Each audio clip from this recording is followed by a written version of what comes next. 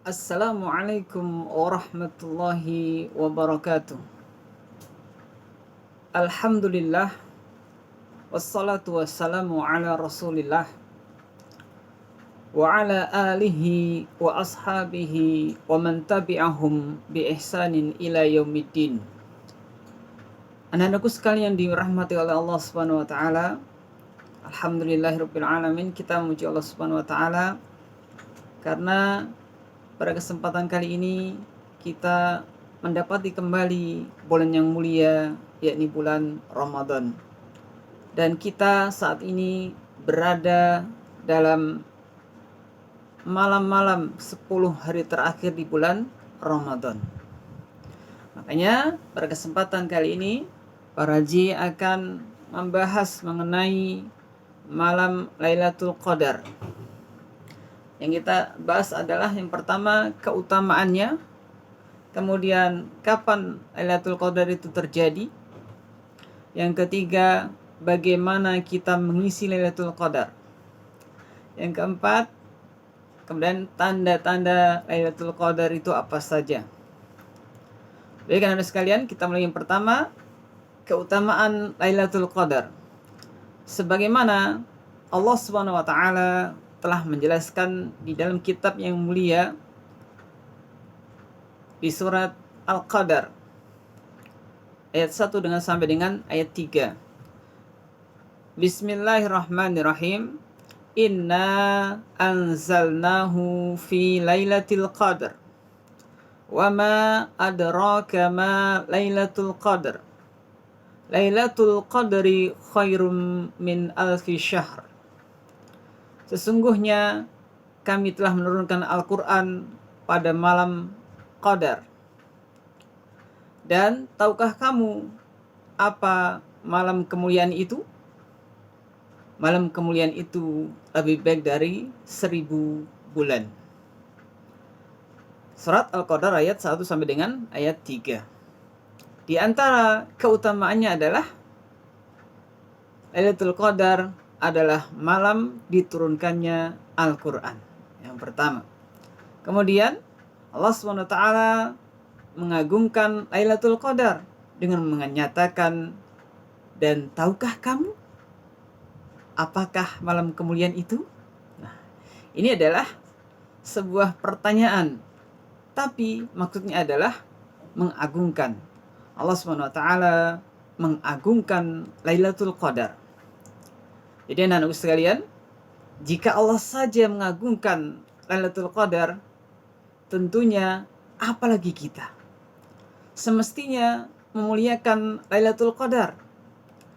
Kemudian di ayat yang ketiga, Allah SWT berfirman, malam kemuliaan itu lebih baik daripada 1000 bulan. 1000 bulan sama dengan 83 tahun. Artinya ibadah yang dilakukan malam itu jauh lebih baik daripada ibadah yang dilakukan seorang hamba selama 83 tahun. Masya Allah. Apakah seorang mukmin tidak tergiur dengan pahala yang begitu besar yang dilakukan di malam tersebut? Tentunya pasti tergiur. Asy-Syaikh Abu Malik dalam kitabnya Sahih Fiqh Sunnah, beliau mengatakan, ini malam yang penuh dengan berkah. Maka barang siapa yang luput dia tidak mendapatkannya, dia telah terhalang dari seluruh kebaikan. Bagaimana tidak? Amalan-amalan yang dilakukan satu malam itu lebih baik daripada ibadah yang dilakukan selama 83 tahun.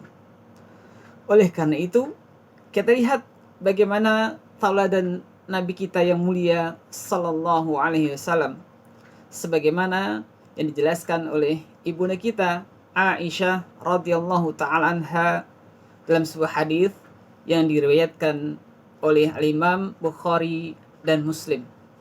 Nabi yang mulia Sallallahu Alaihi Wasallam bersabda, "Idza dakhal ashru sya'da mi'zarahu wa ahya lailahu wa iqadha ahlahu." Nabi apabila sudah tiba 10 hari yang terakhir bulan Ramadan, beliau mengencangkan ikat pinggangnya. Artinya beliau menjauhi istri-istrinya. Beliau menghidupkan malamnya dan membangunkan keluarganya. Hadis diriwayatkan oleh Imam Bukhari dan Imam Muslim. Tauladan dari Nabi kita yang mulia sallallahu alaihi wasallam. Padahal Nabi adalah hamba Allah yang sebaik-baiknya, semulia-mulianya hamba yang Allah jamin masuk surga, tetapi memberikan tauladan kepada kita untuk betul-betul mencari Lailatul Qadar. Kemudian yang kedua, kapan Lailatul Qadar itu terjadi? Tidak diragukan lagi bahwa Lailatul Qadar terjadi pada bulan Ramadan. Kenapa demikian? Tadi di ayat pertama dari surat Al-Qadar, Allah Ta'ala berfirman, Inna anzalnahu fi lailatul qadar. Sesungguhnya kami telah menurunkan Al-Quran pada malam Qadar. Sementara di dalam surat Al-Baqarah ayat 185, Allah Subhanahu wa taala berfirman, Syahru Ramadan alladzi unzila fihi al-Qur'an. Bulan Ramadan adalah bulan yang di dalamnya diturunkan Al-Quran. Jadi, bila kita gabungkan dua ayat tadi, kesimpulannya adalah Lailatul Qadar terjadi di bulan Ramadan. Kemudian dari malam di bulan Ramadan, kapan terjadi malam Lailatul Qadar itu? Berdasarkan hadis yang diriwayatkan oleh Imam Bukhari dan Muslim, bahwasanya malam Lailatul Qadar itu terjadi di 10 hari terakhir bulan Ramadan.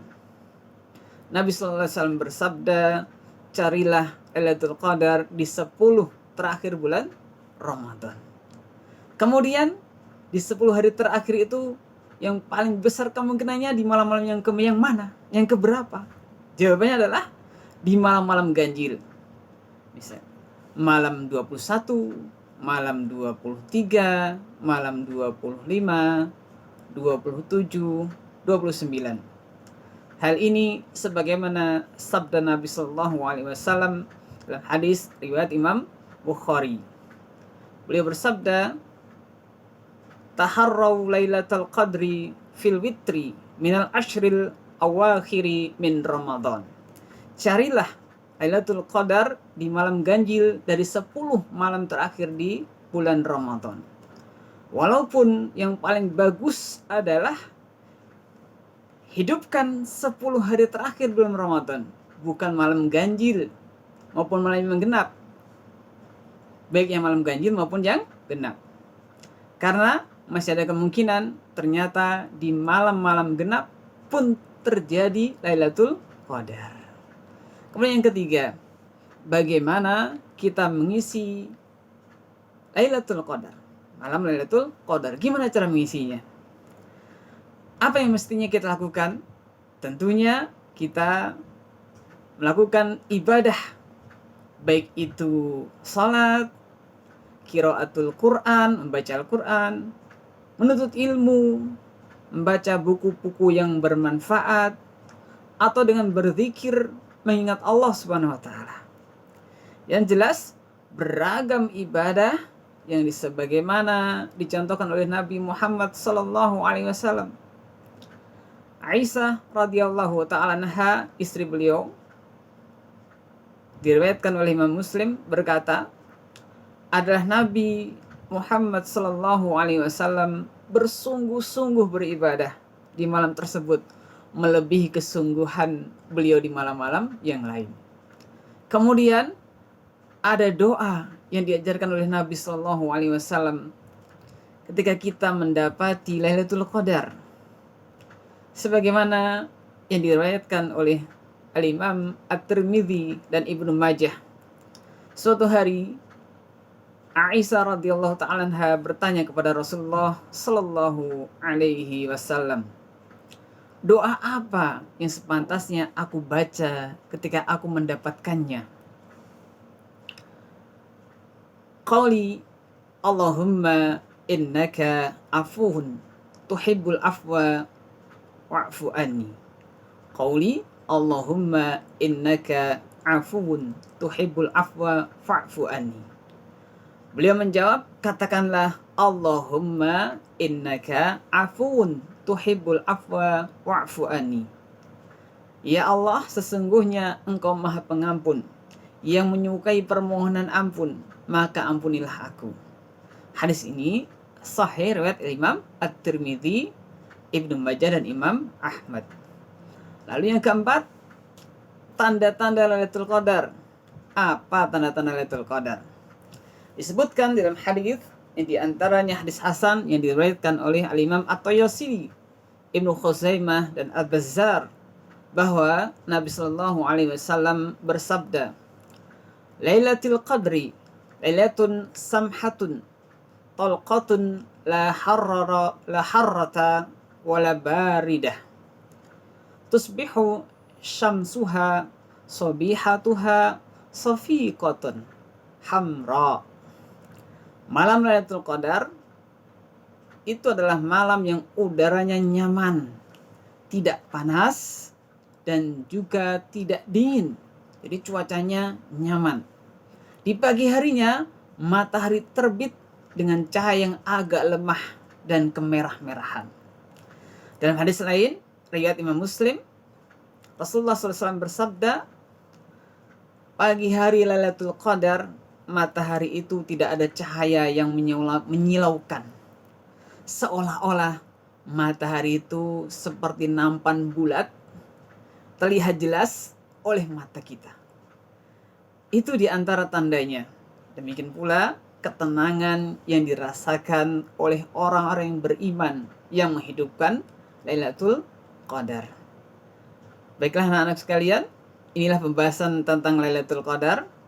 Semoga kita bisa memaksimalkan dan kita bisa meraih malam kemuliaan di 10 terakhir bulan Ramadan ini. Tugas kalian adalah setelah ini, silahkan kanan ringkas materi yang Pak Haji sampaikan, kemudian dikirim ke Pak Haji. Terima kasih, tetap jaga kesehatan. Assalamualaikum warahmatullahi wabarakatuh.